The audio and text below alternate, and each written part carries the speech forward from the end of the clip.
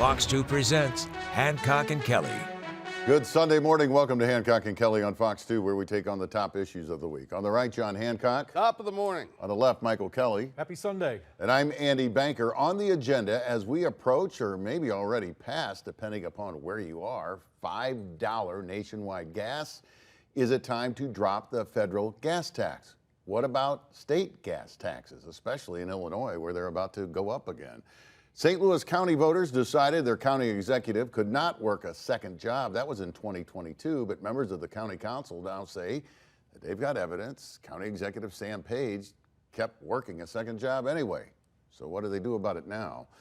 The Supreme Court of Missouri upholds the new congressional map ramrodded through the legislature by Republicans at the urging of President Trump. It aims to eliminate a Democrat seat in Congress. And we have a much different and very special quote of the week. It's from a mother in Potosi who says this program has had quite an impact on her 17-year-old daughter, Lydia, who's making quite an impact herself. Also, President Trump goes to China, plus St. Louis's aldermanic president and the mayor joined forces on spending the NFL settlement jackpot. Are they spreading it too thin to truly make a difference? We begin with soaring fuel prices in the St. Louis region and across the United States. There are growing calls to suspend gas taxes. Republican U.S. Senator Josh Hawley of Missouri has introduced a bill in Congress to do so on the federal level. We ought to suspend the federal gas tax. It's about 20 cents a gallon. Gas prices are too high, way too high. Diesel's too high. We ought to suspend them both. Let's give some consumers some relief. Let's give all consumers in Missouri and around the country some relief at the pump. President Trump has endorsed the idea. Illinois already has one of the highest gas taxes in the nation, supported by Democrat Governor J.B. Pritzker, more than 48 cents a gallon. It's set to go up to nearly 50 cents a gallon on July 1st. The gas tax in Missouri is 29.5 cents a gallon. John and Michael, if state and federal taxes were suspended, that would drop prices by nearly 80 cents a gallon in Illinois, 60 cents a gallon in Missouri. Should gas taxes be suspended? Who wants to go first? I think it's a fine idea. People are hurting. It's affecting everyone. It's affecting everything we buy that has to get transported somewhere. And, it's a stopgap, but it will help. And so, I mean, this is a crisis that we're going through right here. And, all of it avoidable, in my opinion, because once you started bombing Iran, every war game for the last 30 years that's been done on that has indicated that they're going to close the Strait of Hormuz and they're going to bomb our Arab allies, and that's precisely what happened. Michael? All accurate points John makes. The suspension would save some serious money, and this was self-inflicted. I think Senator Hawley could better spend his time getting on the president to get some rationale and end this war. Here's my problem with suspending the gas tax. When does it stop?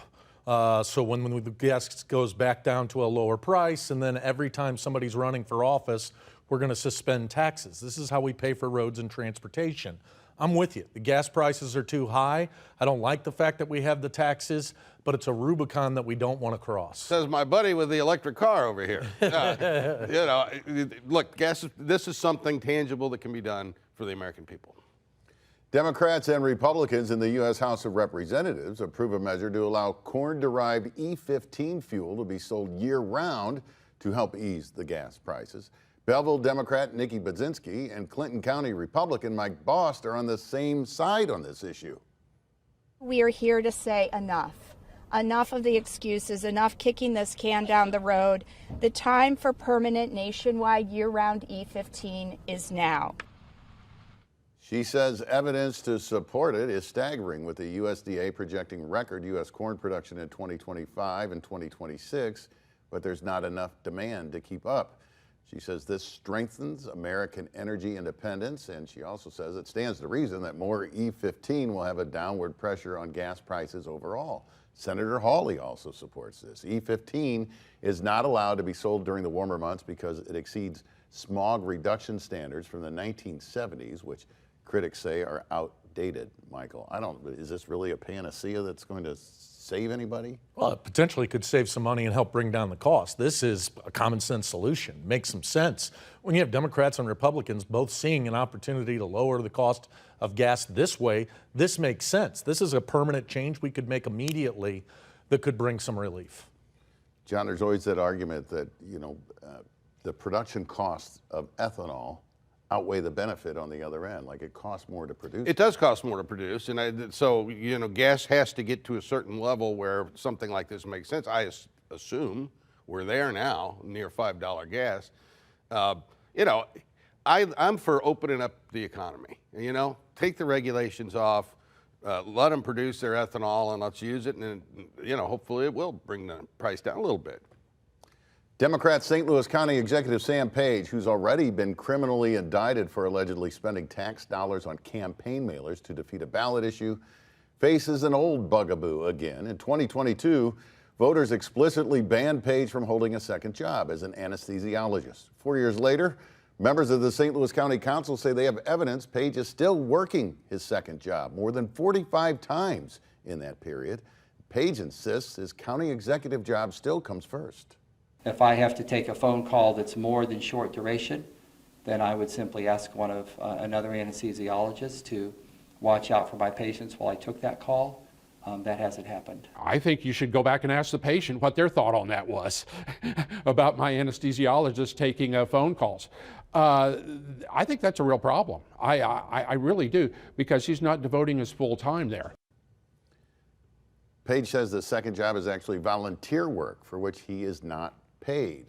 Does it matter whether he's paid, John? It's still taking I don't know, away but from his job as county executive. The voters said one job.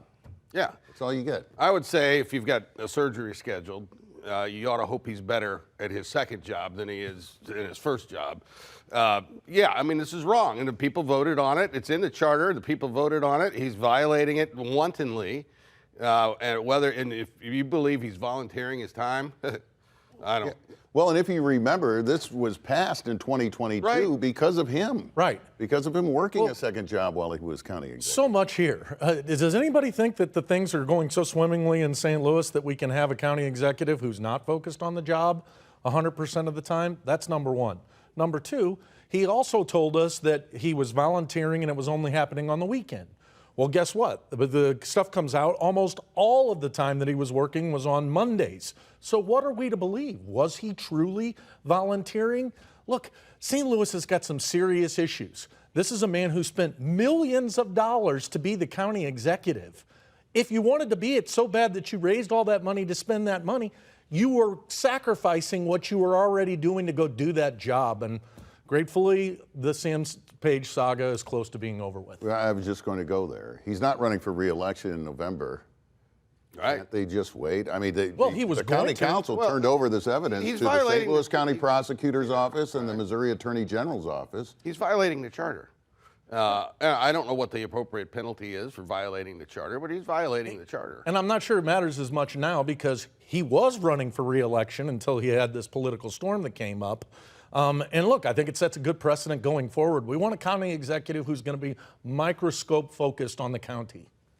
Republican Missouri Governor Mike Kehoe puts out an in-your-face post on social media celebrating the state Supreme Court upholding a new congressional map that he helped push through the legislature at the urging of President Trump. Demonstrators rallied outside the High Court this week, though, in opposition. Who wants fair maps? We want fair maps!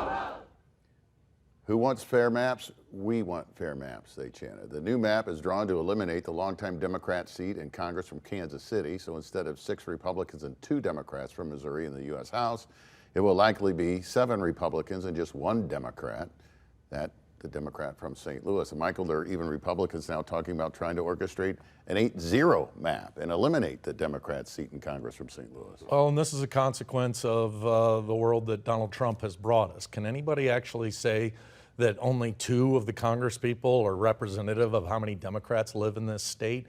Absolutely not. But the same could be argued in Texas and Virginia, California and New York.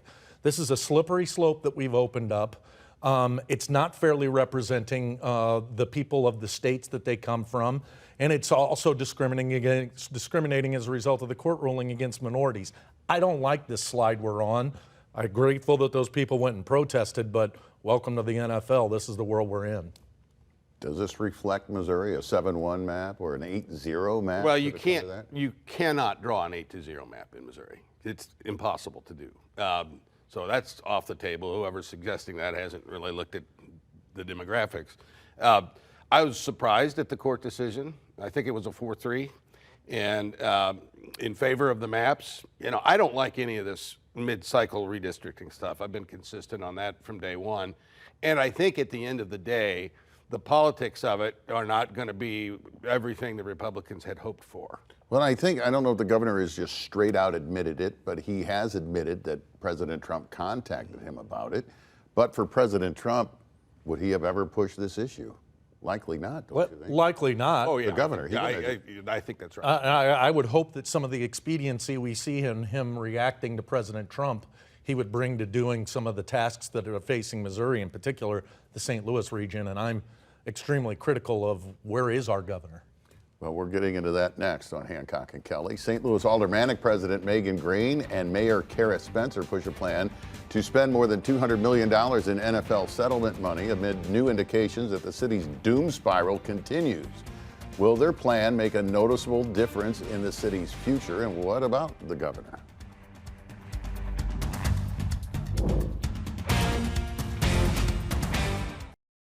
To hear more, listen to the podcast. Just search for Hancock and Kelley.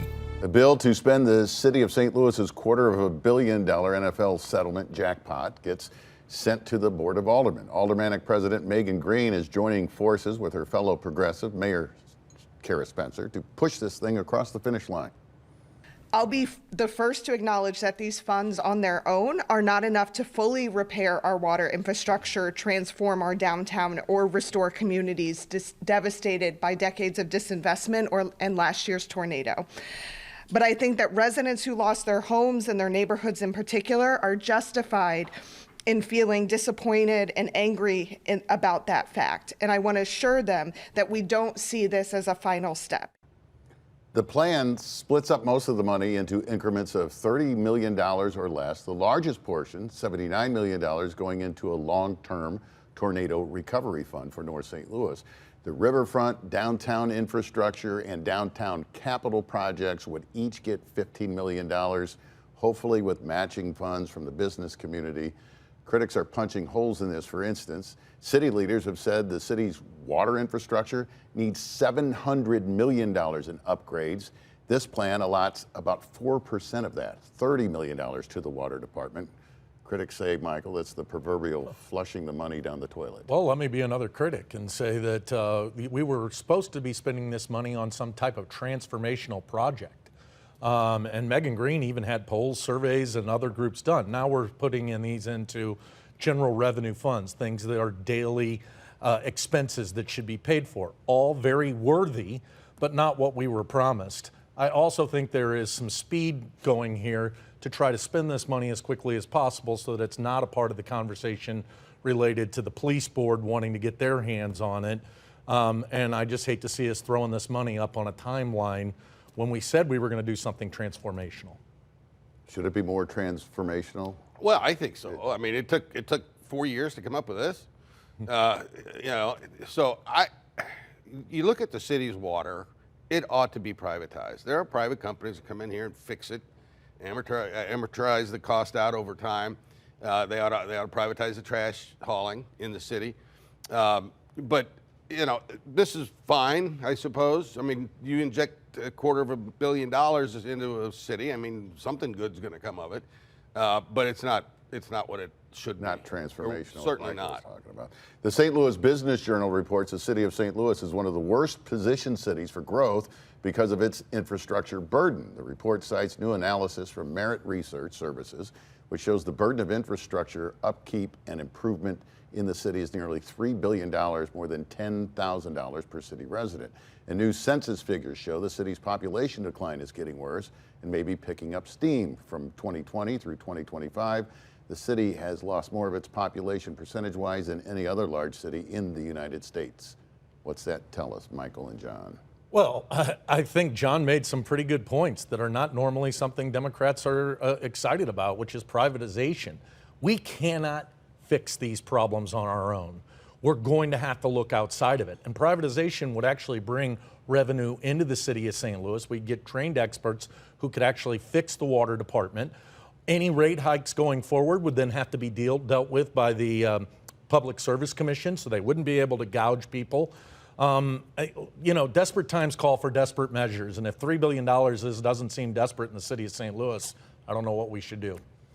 State lawmakers also just passed this innovation Right. zone bill, which is now going to the governor's desk, which could unlock supposedly hundreds of millions of dollars in investments for downtown. Yeah. Should the state take over the city and not just the police department? I mean, I don't know that it certainly doesn't have the authority to do so now. You'd have to have the city go into default, which is what happened in Detroit, Michigan. Would the place run better if the state took it over? I think so. You wouldn't have this antiquated system of government that we have in St. Louis City with the three-headed monster making up the Board of Estimate and Apportionment. Yeah, it would help. Still to come on Hancock and Kelley, a much different quote of the week about the impact of this show on a younger viewer named Lydia. And world powers on the center stage. Presidents Trump and Xi meet in China.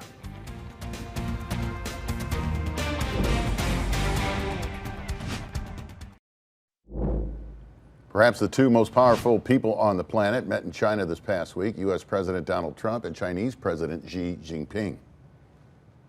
You and I have known each other now for a long time. In fact, the longest relationship of our two countries that any president and president has had. And that's, to me, an honor. We're going to have a fantastic future together. Such respect for China, the job you've done. You're a great leader. President Trump billed the trip as focused on trade. For Xi, the central issue was reportedly the future of Taiwan. President Trump says Xi has offered to do what he can to end the Iran conflict and reopen the Strait of Hormuz. John and Michael, what are the top issues you think these two need to tackle? Well, obviously getting the strait open and that's a concern to both countries. And I don't know what our position was, what the president's negotiating position was, but obviously if that happens, that's a win.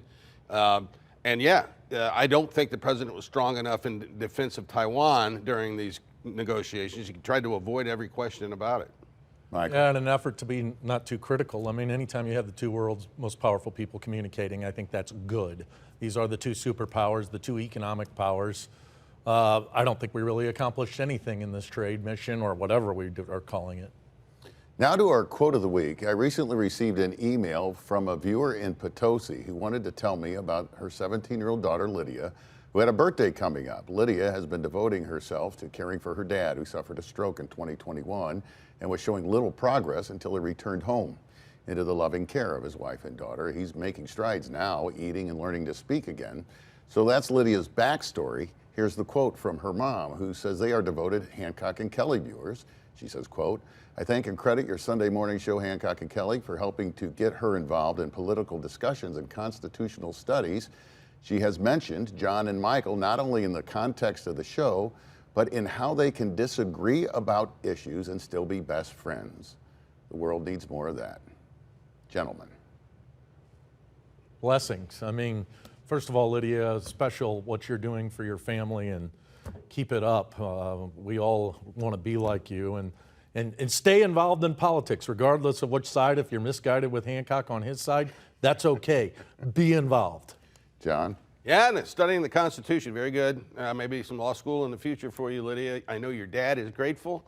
I'm a stroke survivor, and so I kind of know what you guys are going through. Happy birthday. Too. Oh, happy birthday, Yeah. right. Right? Happy Right. birthday. And keep watching Hancock and Kelley. We're so glad you do. I hope we get to meet her. Yeah, final thoughts are next. First, Drone Fox over the tornado zone. This is the 1-year anniversary weekend of the May 16th tornado that crushed North St. Louis. But we're bouncing back, baby.